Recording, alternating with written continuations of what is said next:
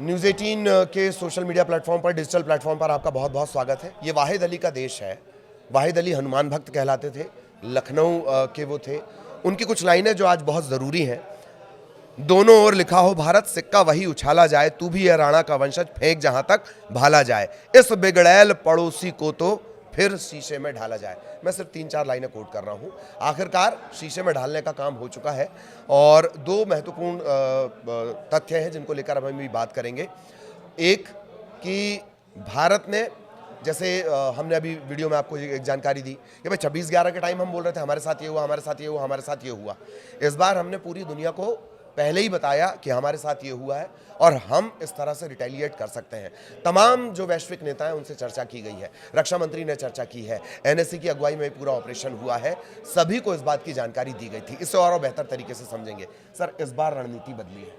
26/11 का वो दौर और इस बार हमने सबसे फ़ोन करके पहले ही चर्चा कर ली थी।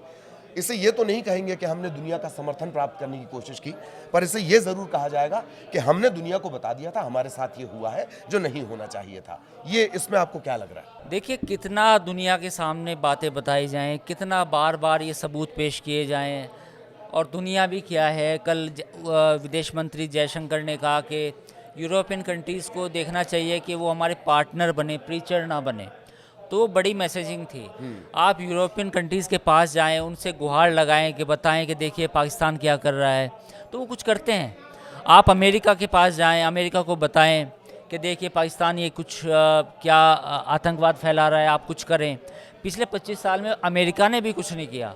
इवन अगर हम 30 साल में देखें तो अमेरिका ने तो F-16 दे दिए थे अफ़गानिस्तान में लड़ने के लिए, जो अब भारत के खिलाफ इस्तेमाल हो रहे हैं।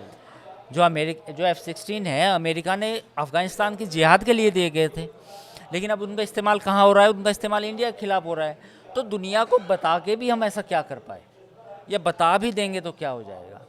मैं एक सवाल कहता हूँ, क्योंकि देखिए ऐसा नहीं है कि पहलगाम हमले के बाद हमने इस दुनिया को नहीं बताया। पहलगाम हमले के दूसरे दिन ही जितने भी एम्बेसीज़ के डिप्लोमेट थे सबको बुलाया गया, उनको बताया गया। एक एक जो रशिया है, उसमें ब्रिटेन है, अमेरिका है, चाइना है, एक दो और कंट्री और हैं, उनको सबको बताया गया कि देखिए ये पहलगाम में इतना बड़ा मैस्केर हुआ है, इतना बड़ा हमला हुआ है और उसके सबूत ये है। उसके बाद अमेरिका के साथ भी हमारे जो NSA हैं उनकी लगातार बातचीत हो रही है। रशिया के साथ प्रधानमंत्री नरेंद्र मोदी और उनके राष्ट्रपति व्लादिमीर पुतिन के बीच में बातचीत हुई। तो दुनिया को तो सारी चीज़ें बताई गई। अब इसका ढिंढोरा क्या है? इसका ढिंढोरा क्या हम गले में कोई ढोल लेके पीटे? कितना पीटे, कितना इंतज़ार करें? आज भी जब ये हमला किया गया है तो पूरे 15 दिन बाद हुआ है। कोई ऐसा नहीं हुआ कि जल्दबाजी में हुआ है कि पहलगाम की हमला हुई और तीसरे दिन हमने अपने प्लेन उड़ा दिए, ऐसा नहीं हुआ है। और हमने पूरी तैयारी भी कर रखी थी, मॉक ड्रिल। हाँ, वो भी है। तो पॉइंट ये है, इट डजंट मीन कि दुनिया को हमने विश्वास में नहीं लिया। दुनिया विश्वास करना चाहे करे, ना करना चाहे ना करे, अब दुनिया को भी फैसला करना है। क्योंकि देखिए, बड़े बाज़ार की ज़रूरत, बड़ी इकनॉमी की ज़रूरत, बड़ी मैन्युफैक्चरिंग सेंटर की ज़रूरत दुनिया को भी है। कल ही भारत और ब्रिटेन के बीच में फ्री ट्रेड एग्रीमेंट हुआ। इतना बड़ा समझौता है ये, जिसके बाद करीब 44 बिलियन पाउंड का एक दोनों के बीच में ट्रेड होगा, दोनों कंट्रीज़ के बीच में, भारत और ब्रिटेन के बीच में।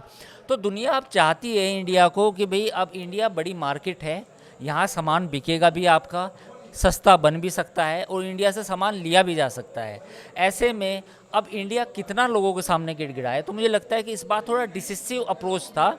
दुनिया को बता दिया था, पर हमने उस तरह से बहुत ज़्यादा डिप्लोमेसी पे इसलिए फोकस नहीं किया क्योंकि हमें पता था कि भाई ये जो हमारे घर के बाहर जो प्रॉब्लम है ये रहेगी, ये तो ये कहीं जा ही नहीं सकती जी। और वैसे भी जो जिस किस्म का भारत का अभी रवैया है, लगता नहीं कि दुनिया हैरान होगी। पूरी दुनिया को ये पता था कि नहीं, कुछ देखिए, इसमें सब लोग, कुछ ऐसे भी कंट्रीज होंगे जो अपनी रोटियां सेकेंगे, थोड़ा बीच के बयान देंगे, that both country should restrain, है ना। इंडिया को भी रेस्ट्रेन करना चाहिए। पाकिस्तान को ये नहीं कहेंगे कि देखो Pakistan is a terrorist state. क्यों? उनके अपने फ़ायदे हैं, उनको भी मौका मिलता है। और दूसरा, पाकिस्तान अपनी जियो लोकेशन का ऐसा फ़ायदा उठाता है, ऐसा चूरन बेचता है कि देखिए अगर आपको अफ़गानिस्तान में कुछ करना है तो हमारी लोकेशन है, अगर आपको कहीं ईरान में कुछ करना है तो हमारी लोकेशन ले लीजिए, हमारे एयरपोर्ट किराए पे ले लीजिए। तो ये हरकतें जो पाकिस्तान की है ना, कि अपनी आर्मी को किराए पे लगा देना, अपने कंट्री को, एक मुल्क को किराए पे लगा देना, तो वो चूरन वो बेचता तो है। बेचारा इतना मासूम है कि उसके मंत्री तक स्वीकार कर लेते कि हाँ, हमें 3 दशक तक डर्टी गेम डर्टी आतंकवाद गेम का खेला हमने, हमारे यहाँ खेला गया। ख्वाजा आसिफ ने यही बोला था। ये जी जी अच्छा, कल देखिए उनके बयान देखिए। ख्वाजा आसिफ कहते हैं, जो वहाँ के डिफेंस मिनिस्टर हैं, वजीर दिफा, वो कहते हैं कि अगर न्यूक्लियर वॉर हुआ तो कोई नहीं बचेगा।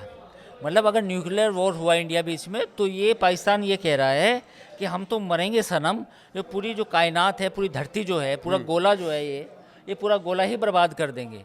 ये इनकी सोच है, इनकी सोच ये है। सोचिए, इन्होंने ये नहीं कहा कि चलिए दोनों मुल्क लड़ेंगे तो दोनों का नुकसान होगा, कि नहीं, तो फिर तो कोई भी नहीं बचेगा इस धरती पे, ये धरती बर्बाद हो जाएगी। और यूएनएससी में भी ये बात उठी थी, ये बात कही गई कि आप परमाणु हमले की बात कर रहे हैं, ये तो एक तरह से भड़काने जैसी बात है। ये कल जब सिक्योरिटी काउंसिल की, यूएन सिक्योरिटी काउंसिल में ये बात उठी है, ये गए थे अपना रोना रोने के लिए और वहाँ से लताड़ उल्टा मिल गई है। एक और पहलू है जो मुझे अभी बातों बातों में याद आ गया। आज जिन 9 जगहों पर ये स्ट्राइक की गई, तकरीबन 9 जगहों पर स्ट्राइक की गई, अगर आप न्यूज़ 18 एमपी छत्तीसगढ़ के जो डिजिटल प्लेटफॉर्म पे जाएंगे, आप वीडियो लगातार देखते हो, तो बड़े हैरत की बात है कि इनमें से 2 जगह ऐसी हैं जिनका जिक्र आपने एक वीडियो के दौरान किया भी है। तो मैं इससे समझना चाहूँगा, मतलब ये तजुर्बा इसे माना जाए, या ये कैसे आइडिया था कि इन्हीं जगहों पर होगा? देखिए, ये मेरे पास कुछ जानकारी नहीं थी। मैं ये नहीं कह रहा हूँ कि मेरे पास कोई एक्सक्लूसिव जानकारी थी, बट ये मेरा एनालिसिस था। इस एनालिसिस में मैंने ये बोला था कि जो अब अटैक होगा वो बहावलपुर होगा और पीओके में होगा। ये क्लिप आप देख सकते हैं मेरे इस बयान के बाद। इंडिया क्या कर सकता है? इंडिया के पास ऑप्शन है पीओके में अटैक करने के। इंडिया के पास ऑप्शन है पीओके से सटा जो इलाका है बहावलपुर, जहाँ पे जेईएम जैश ए मोहम्मद का हेडक्वार्टर है। लश्कर तैयबा के हेडक्वार्टर पंजाब में भी हैं, बेस पंजाब में भी है, पाकिस्तान पंजाब में। एंड पीओके में ऑलरेडी कई आतंकवादियों के अड्डे हैं, उनको निशाना बनाया जा सकता है। देखिए, जो इस क्लिप में हमने बात की कि बहावलपुर और पीओके, ये मैंने क्यों बोला था, इसके पीछे रीज़निंग क्या थी?